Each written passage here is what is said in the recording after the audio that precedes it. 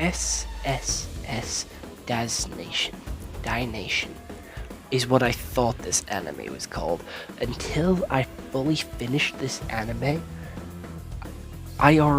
Before I finished this anime, I searched for it. I pressed next episode, I saw it in the title, and I saw it when I was collecting screenshots for this video. And I read it as SSS Dies Nation. That is how I've read this and how I've sort of interpreted this anime the entire time.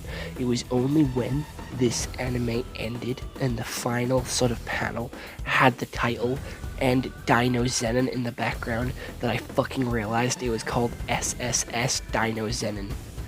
I didn't fucking get it, I'm gonna be honest, and that is how bad I am at reading. So I do want to apologize by misreading this the entire fucking time.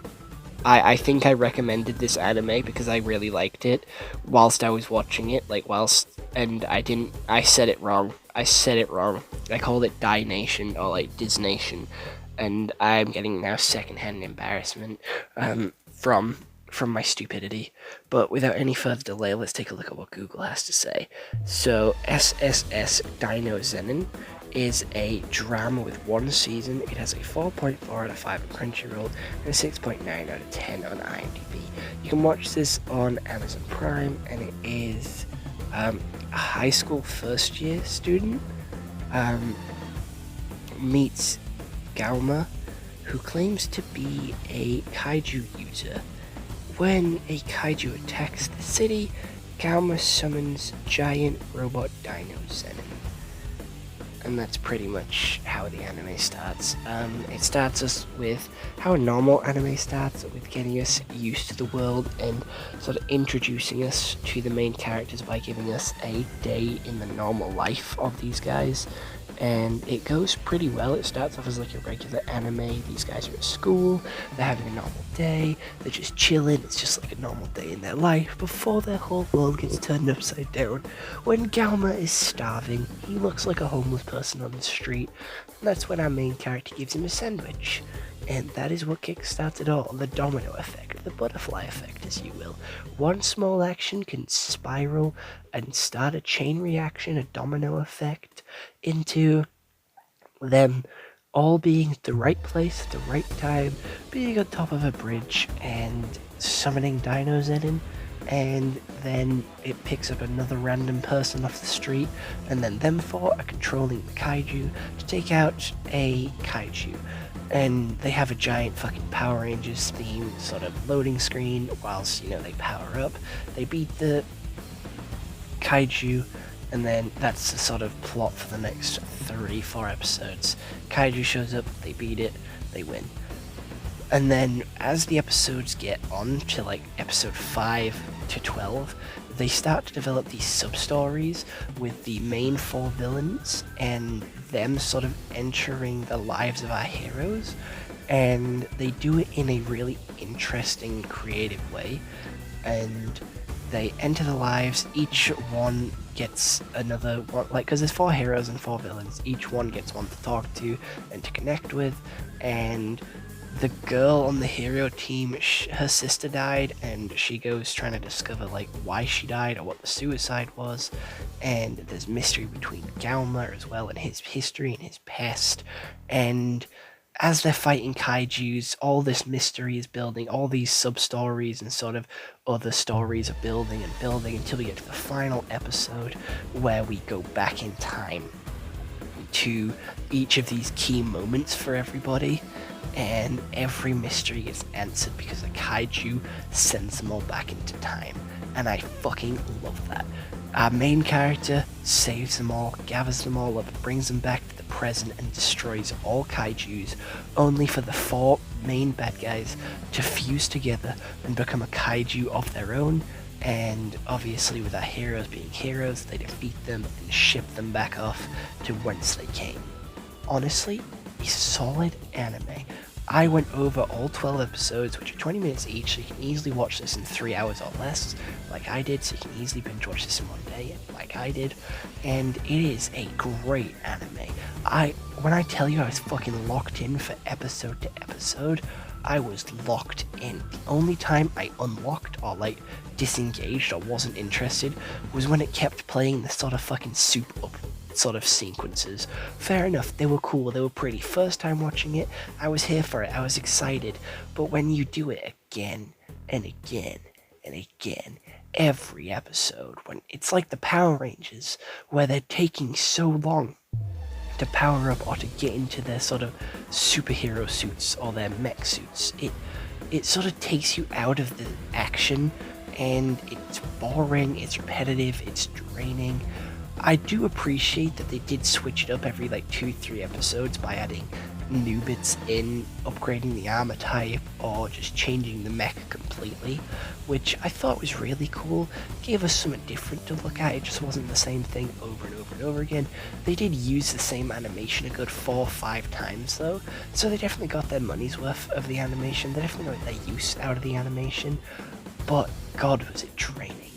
God was it fucking soul-sucking on the last episode when you had to watch through it fucking twice.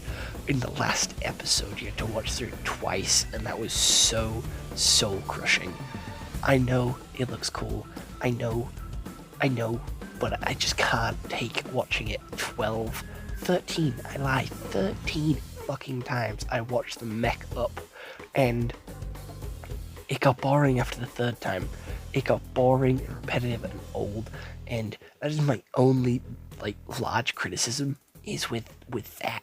I fucking hated that. That bugged the shit out of me. It looked cool, but watching it too many times bugged the shit out of me. Voice acting was decent. I liked that. Animation style, I thought it was nice. I thought it was pretty. Character design was also really cool. Everyone stood out. Everyone was iconic. You could remember everyone. I liked that. It makes them all stand out from the background and feels like they have importance to the world when they have like these bright colored hairs and these really standoffish outfits. It makes them seem important and interesting and worth your time, worth your like attention, especially when you see a background character looking extremely extravagant. That character needs attention. That character is important, and this show is great at doing that. It has the main 4 villains, and it does have a running gag with one of them, which I do appreciate, with him almost dying in like every 2nd episode. They didn't overdo it, they didn't underdo it. I feel like they did it just about right. I feel like they could have got away with doing it maybe once more, but I felt like it was a solid gag. I really liked it. I thought it was funny because it very much reminded me of like the Team Rocket blasting off again, where he was like, "Oh, I almost died that time. I almost thought I was dead." It was good. It was iconic. It was his thing. It made him stand out, and I liked that because it was quite funny. He almost died multiple times, and it worked. It worked as a running gag through the show.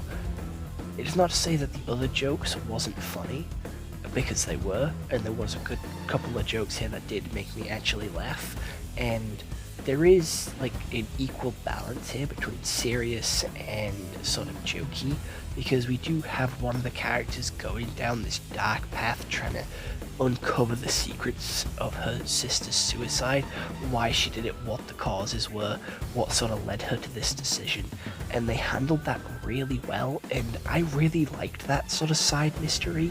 I thought it was really interesting, and the way they set it up was not too heavy that it dragged down the emotions from like the episode's vibe, but it still felt like there was a significant chunk being discovered every episode, and that's what I liked. Every character got their screen time, every character got their development, every character got their upgrades and story to tell. We had the like red-haired girl and her uncle, her cousin, having their sort of similarities to changing and growing as people by the end and actually being a part of society. Not gonna lie, I kind of felt very, I don't know, I felt very similar to Breadhead, not gonna lie. I kind of vibe with Breadhead. I thought he was cool, which is probably not the best, but Galma was definitely my favorite, because I just loved his power set, and he was just so happy and positive all the time, but not in like an annoying way. He was always there for his friends, looking out for them, and trying to keep the vibe up, and trying to complete the mission, and just he's just a good soul. And he's trying his best, and he's not without flaws, because he does have flaws, and we do find all of that out in the last episode. I'm trying not to spoil too much here, because again, this is an anime which I did really enjoy, and that I do want you to go check out for yourselves. But all the questions get answered in the last episode, and I like that. All the mysteries, all the story points come to a really satisfying conclusion in the last episode, and all the characters grow from the start of the episode to the end of the season. You can see how much they've grown, you can see how much they've changed, you see how much they've developed from start to finish. It is a really good conclusion. It's wrapped up in a nice little bow, and I really, really enjoyed the last episode. It was a good final and felt like a solid conclusion. It did hype me up, not gonna lie, this anime hyped me the fuck up. I was here for it. The really cool fight sequences, the really cool fucking super up sequences, like the first couple of times watching the new ones. Again, you felt like you were souping up, like you felt like you could take on a fucking 10 men. It was great, it was exciting, it was exhilarating, and it was a feel-good anime. It gave me goosebumps, not gonna lie. I was here for it. I was fucking here. Like, there is nothing cooler than giant monsters fighting. It's as simple as that. This is what I wanted from Godzilla vs. Kong. This is what the humans should be like in Godzilla vs. Kong. Like, these humans are exciting. They're worth watching, and you want to watch them. So, Godzilla and Kong needs to take notes.